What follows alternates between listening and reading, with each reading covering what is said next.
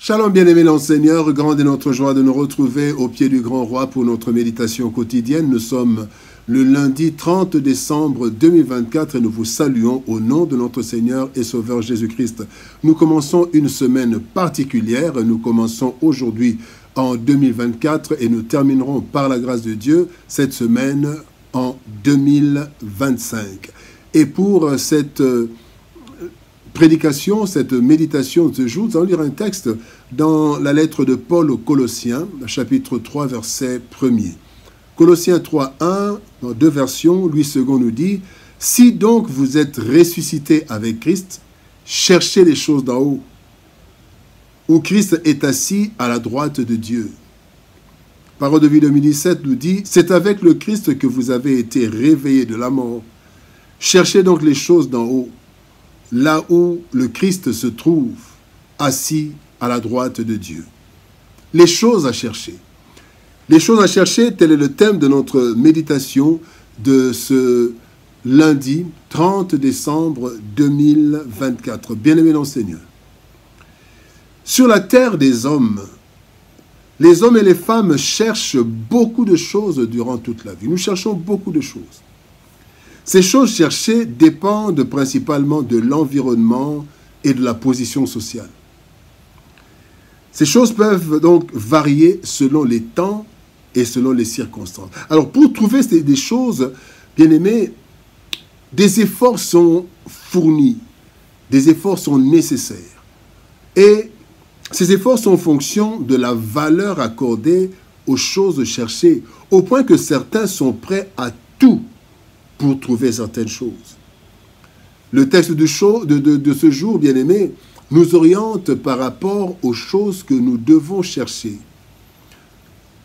Bien-aimé, nous étions morts et nous sommes revenus à la vie par et en Jésus-Christ.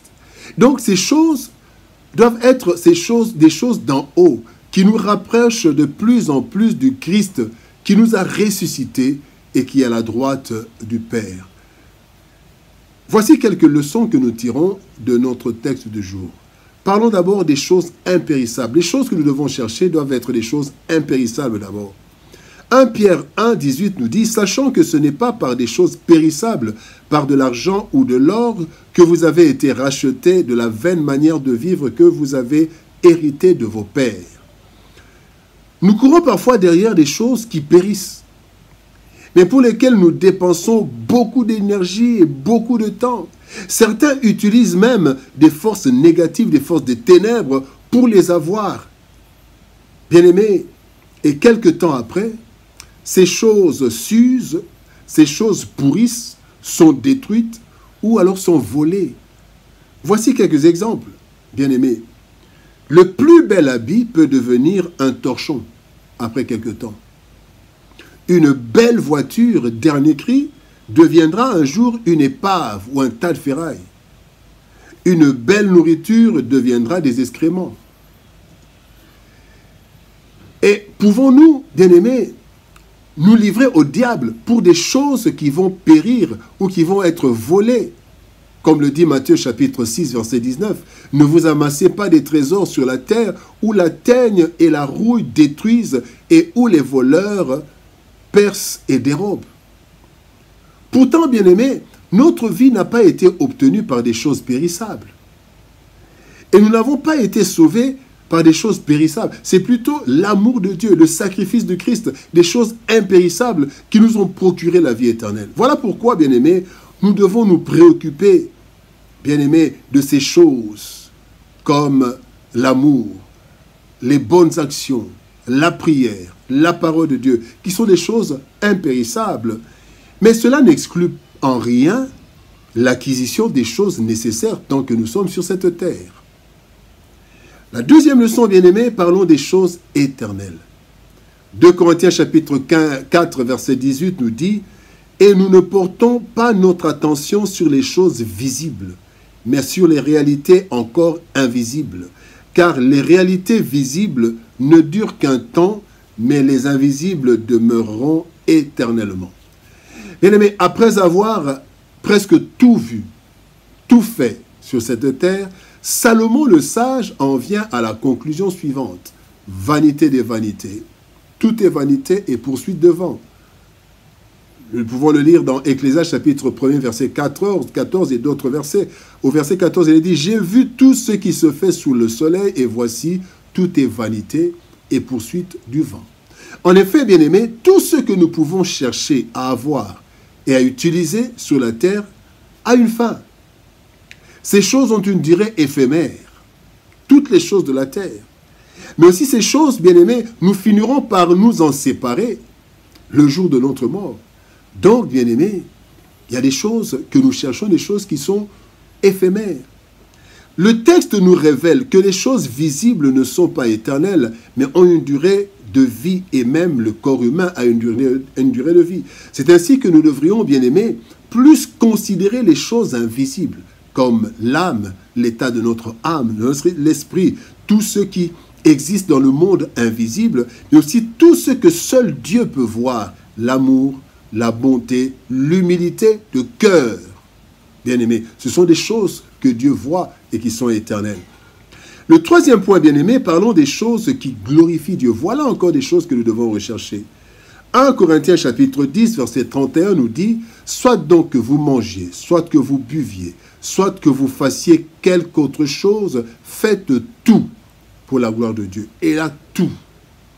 Nous avons le devoir, bien-aimés, de chercher à plaire à Dieu, car notre vie dépend de lui. Et en fin de compte, nous aurons le rendez-vous ultime d'Amos chapitre 4, verset 12. Il est dit « Prépare-toi à la rencontre de ton Dieu, ô Israël. » Et à cette rencontre, la Bible nous dit que chacun de nous rendra compte à Dieu pour lui-même. Romains chapitre 14, verset 12. Nous devons donc, bien-aimés, vivre en fonction de cette rencontre ultime et préparer notre éternité en veillant à ce qu'aucun de nos faits et gestes n'aille à l'encontre de la gloire de Dieu.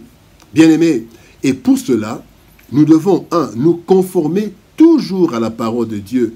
Le psaume 119, verset 105 nous dit « Ta parole est une lampe à mes pieds et une lumière sur mon sentier. » Deuxième chose, nous devons écarter de nos vies tout ce qui ternit la gloire de Dieu en nous. Hébreux 12, 1 nous dit « Nous donc aussi, puisque nous sommes environnés d'une si grande nuée de témoins, rejetons tout fardeau et le péché qui nous enveloppe si facilement. » Troisième chose que nous devons faire, nous devons demander au Saint-Esprit la force d'accomplir toujours la volonté de Dieu. Zacharie chapitre 4, verset 6 nous dit « Ce n'est ni par la puissance, ni par la force, mais c'est par mon esprit, dit l'Éternel des armées. » Et enfin, nous devons, bien aimer, quatrième chose plutôt, nous devons chercher toujours à plaire à Dieu. Le psaume 37, verset 4 nous dit « Fais de l'Éternel tes délices. » Et enfin, nous devons toujours faire de bonnes œuvres, car elles sont impérissables et éternelles. Selon Apocalypse 14, 13 qui nous dit « Heureux les morts qui meurent dans le Seigneur. Ils se reposent dans leur travail, de leurs travaux, car les œuvres les suivent. » Leurs œuvres les suivent. Au-delà de tout ce dont nous avons besoin pour vivre sur cette terre, nous devons, bien aimer, chercher des choses qui nous rapprochent davantage de Dieu, des choses d'en haut, où se trouve le Christ. En effet, la plupart des choses que nous cherchons sont périssables et éphémères. Elles nous quittent un jour ou un autre, et nous les quitterons tôt ou tard.